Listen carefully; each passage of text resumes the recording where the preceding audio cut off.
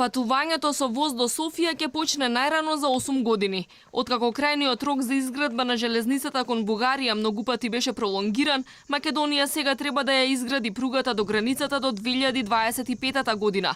Но за патување со воз ќе почекаме, бидејќи Бугарија има обврска пругата до границата да ја изгради до 2027 година. Градежните работи на првата фаза од железницата на потегот од Куманово до Белјаковце се закочени повеќе од 2 години, главно поради проблеми со незавршена експроприација на земјиштето. Министерот за транспорт вели дека со склучување на анекс договор со изведувачот активностите ќе продолжат до година, исто како и изградбата на потегот од Белјаковце до Крива Паланка, но откако ќе се избере изведувач. Да се избере изведувач и од 2019 година да отпочне изградбата и таа би траела 4 години, би завршила од 2023 година.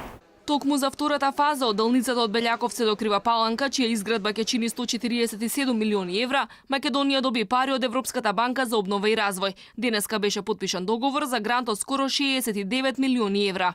Штом проектот ќе заврши, граѓаните од двата главни града, Скопје и Софија, ќе поменуваат разделеченоста со воз, но што е уште поважно, транспортот на стока ќе биде поевтин и полесен.